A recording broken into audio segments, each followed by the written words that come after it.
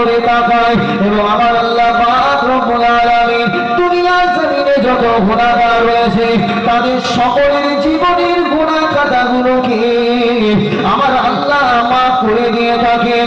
আমার রাসূলুল্লাহ জানিয়েছে শুধুমাত্র দুনিয়া জমিনে আপনার শাবান মাসের 15 তারিখে আমার আল্লাহ পাক শুধু তাদের জীবনের গুনাহ খাতাগুলো ক্ষমা করে না, দুনিয়া জমিনে যারা মুশরিক আর দুনিয়া জমিনে যারা হিংস্র এই দুই শ্রেণীর ব্যক্তি ছাড়া দুনিয়া জমিনে যত গুনাহগার রয়েছে আমার আল্লাহ পাক এই মাঘে শাবানের 15 রজনীতে আমার আল্লাহ বান্দার জীবনের সমস্ত গুনাহ খাতাকে মাফ করে দিয়ে থাকে।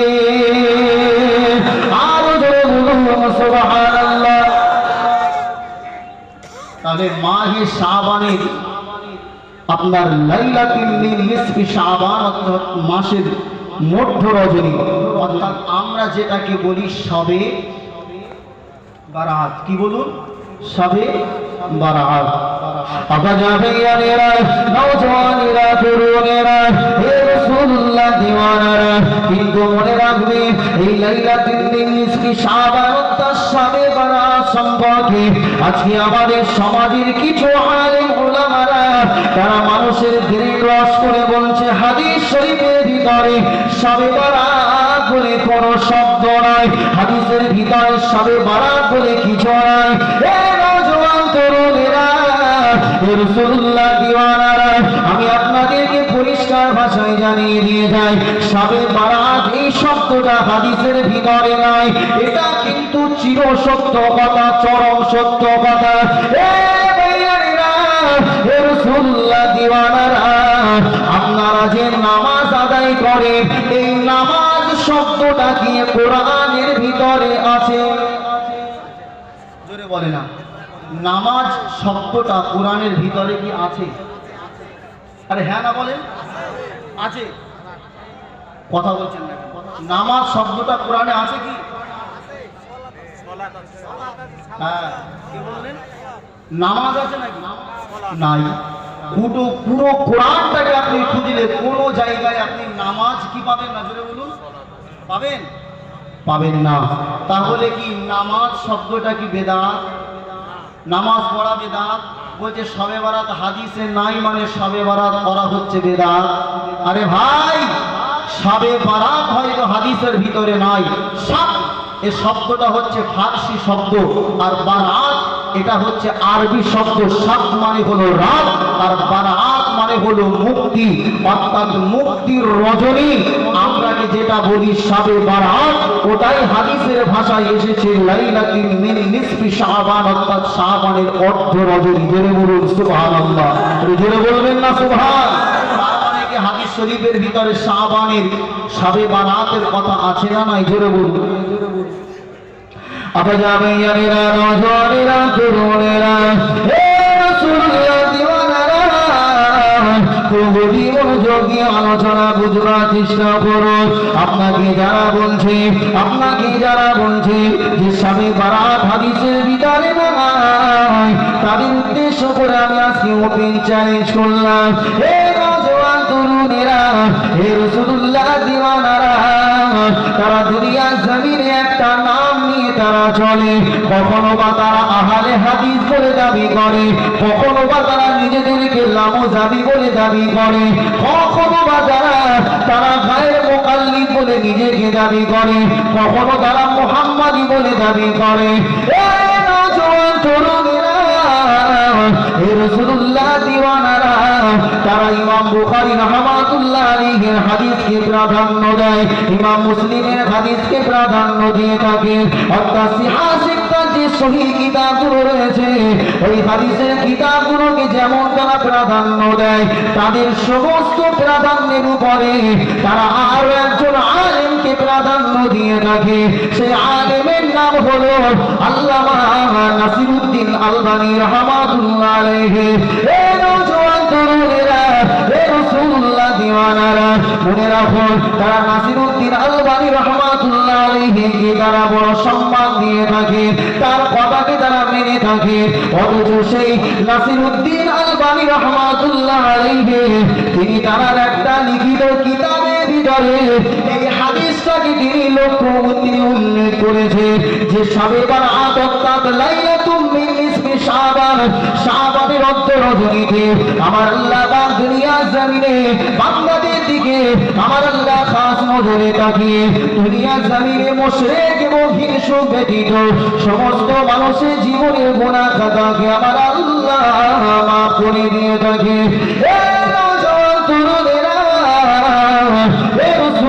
দিওয়ানারা আল্লামা নাসিরউদ্দিন আলবানী রাহমাতুল্লাহ আলাইহি সিলসিলাতুল আহাদিসিস সহিহা এমন একটা কিতাবের ভিতরে তিনি আপনার এই হাদিসটাকে উল্লেখ করে বলেছে যে শবে বারাত সম্পর্কে যে হাদিসগুলো রয়েছে ওই হাদিসগুলোকে একত্রিত করে আমি নাসিরউদ্দিন আলবানী আমার নিজের জ্ঞান অনুযায়ী আমার অভিজ্ঞতা অনুযায়ী আমি এই হাদিসের রাবি সংক্রান্ত সমস্ত বিষয় ব্যাখ্যা বিশ্লেষণ করে আমি নাসিরউদ্দিন আলবানী এই হাদিসটাকে আমি হাসান পর্যায়ে সহিহ বলে দিলাম।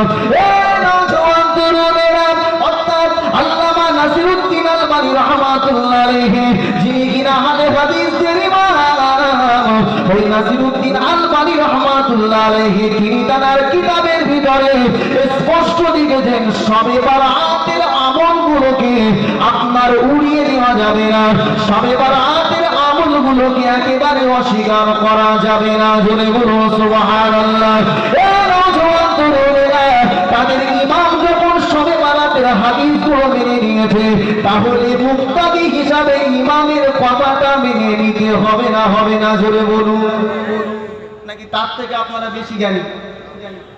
আপনারা যাকে ইমাম মানেন আল্লামা নাসিরউদ্দিন আলবানী রাহমাতুল্লাহ আলাইহি তিনি যখন শবে বারাতের হাদিসগুলোকে মেনে নিয়েছে তাহলে হাদিসের বন্ধুরা রাগ করে লাভ নাই। আপনাদের ইমাম আপনাদের গুরু যখন হাদিস মেনেছে আপনারা তার শিষ্য হয়ে ইমানের অনুকরণ করতে হবে না? নাকি আপনারা বলবেন নাসিরউদ্দিন আলবানী সব ভালো বুঝেছে কিন্তু শবে বারাতের ক্ষেত্রে গিয়ে উনি একটু বুঝা কম করেছে, তাহলে আপনি একটু বুঝিয়ে দেন না। এত কেন মানুষের মাঝে বিভেদ সৃষ্টি করতে চান? মনে রাখবেন আমরা হচ্ছে মধ্যবিত্ত উম্মাহ, আমরা বেশি বাড়াবাড়ি করতে চাই না, বেশি ছাড়াছাড়ি করতে চাই না, ঠিক না বেশি? জোরে বলুন ইহদিনাস সিরাতাল মুস্তাকিম, আমরা সঠিক পথে থাকতে চাই, জোরে বলুন ইনশাআল্লাহ। তাহলে আপনারা বলুন লাইলাতুম মিন নিসফি শাবান অর্থাৎ শবে বারাত এটা হাদিস থেকে প্রমাণ আছে না নাই? জোরে বলুন। কথা বলছেন না কেন? হাদিস থেকে প্রমাণ আছে। এটা ইবনে মাজাহ শরীফের হাদিস, আমি নিজে পড়েছি, হাসান পর্যায়ে সহিহ হাদিস। ভাই আমার, দোস্ত আমার, মনে রাখুন তাহলে শবে বারাতে এই গভীর রজনীতে আপনার আল্লাহ পাক রব্বুল আলামিন বান্দাদের দিকে খাস নজর করে বান্দাদের জীবনের গুনাহ খাতাগুলো ক্ষমা করে দিয়ে থাকে। জোরে বলুন সুবহানাল্লাহ। আবাজা ভাইয়ানেরা, নওজওয়ানেরা, তরুণেরা, হে রাসূলুল্লাহ দিওয়ানারা, তবে মনে রাখো এই শবে বারাত নিয়ে আমাদের মুসলিম উম্মার ভিতরে কিছু বাড়াবাড়ি আছে। সেই বাড়াবাড়িগুলো একটু আমি আলোচনা করে জানিয়ে দিয়ে যাই। মাঘে শাবানের চাঁদ যখন দুনিয়ার জমিনে আসে আমার সমাজের মায়েরা তারা কিছু খবর রাখো আর না রাখো আপনার শবে বারাতের আগের রাত্রে অর্থাৎ শবে বারাতের রাত্রে তারা হালুয়া রুটি গোশ রান্না করতে কিন্তু ভোলে না, ঠিক না বেঠিক? জোরে বলুন হে নওজওয়ানেরা, শবে বারাত এটা তো কোনো অনুষ্ঠান নয়, শবে বারাত এটা তো কোনো আনন্দের বিষয় নয়। শবে বারাতের রাতটা হলো ইবাদতের রাত, শবে বারাতের রাতটা হলো মুক্তির রজনী।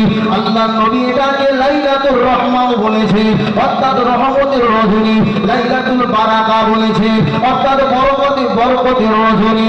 হে নওজওয়ান তরুণেরা, আল্লাহর নবী লাইলাতুল মাগফিরা বলেছে অর্থাৎ এটা মাগফিরাতের রজনী। আমার আল্লাহ পাক যেহেতু এই রাত্রে হাজার হাজার কোটি কোটি বান্দার জীবনের গুনাহ খাতা আমার আল্লাহ ক্ষমা করে। হে নওজওয়ান তরুণেরা, হে রাসূলুল্লাহ দিওয়ানারা, কিন্তু ইবাদত বান্দেগি ছেড়ে দিয়ে আমাদের সমাজের মুসলিম মায়েরা বোনেরা ভাইরা তারা সবে বারাতকে উৎসব হিসাবে গ্রহণ করে এই রাত্রিতে তারা হালুয়া রান্না করে, গোশ রান্না করে, রুটি রান্না করে।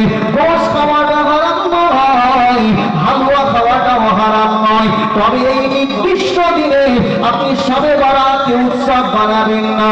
সবে বারাতের রাত আসলে দেখা যায় আমাদের এলাকার অনেক বাচ্চারা তারা বাজি কিনে আপনার রাস্তাঘাটে ফাটাতে থাকে, অনেক বাড়িতে মোমবাতি জ্বালিয়ে দেওয়া হয়, অনেক বাড়িতে আপনার লাইটিং করা হয়।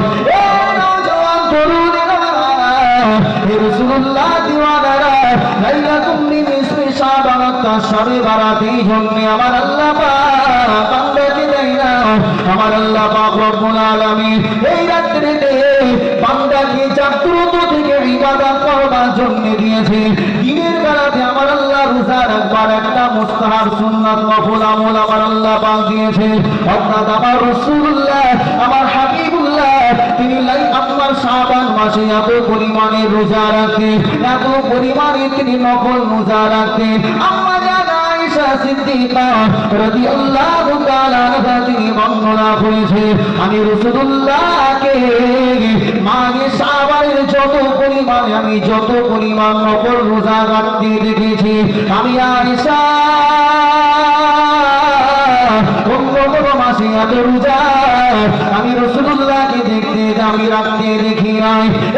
নওজোয়ান তরুণেরা, এই শাবান মাসের 15 তারিখে আমার আল্লাহ পাক প্রথম আসমানে নেমে আসে, এটাও একটা হাদিস। তবে হাদিসের রাবি সংক্রান্ত বিষয় হাদিসটা আপনার জয়ীফ হাদিসে, কিন্তু আমলের ক্ষেত্রে ফজিলাতের ক্ষেত্রে জয়ীফ হাদিস বর্ণনা করা চলে। রাসূলুল্লাহ দিওয়ানারা, আমার আল্লাহ পাক রব্বুল আলামিন মাঘে শাবানের যখন আপনার মাগরিবের নামাজটা হয়ে যায়, আমার আল্লাহ প্রথম আসমানে নেমে আসে। দুনিয়া জমিনে যারা গুনাহগার, দুনিয়া জমিনে যারা পাপী, তাদেরকে ডাক দিয়ে আমার আল্লাহ পাক বলতে থাকে, ও আমার গুনাহগার বান্দা বান্দিরা, দেখো দেখো আমি আল্লাহ তোমাদের জীবনের গুনাহগুলো ক্ষমা করব, আমি আল্লাহ তোমাদের জীবনের পাপ রাশিগুলো মাফ করব বলে আমি আল্লাহ প্রথম আসমানে নেমে এসেছি। নওজোয়ান তরুণেরা, রাসূলুল্লাহ দিওয়ানারা, তাহলে আমার আল্লাহ আপনার জীবনের গুনাহ খাতাগুলো মাফ করে দেবেন বলে, আমার আল্লাহ আপনার জীবনের গুনাহ খাতাগুলো ক্ষমা করে দেবেন বলে আল্লাহ যখন প্রথম আসমানে নেমে আসেন, তাহলে আমার আপনার তো উচিত হবে আমার রবের কাছে প্রার্থনা করে, আমার রবের কাছে ক্ষমা চেয়ে আমাদের জীবনের গুনাহগুলোকে সব মাফ করিয়ে নেওয়া। ঠিক না? ঠিক জোরে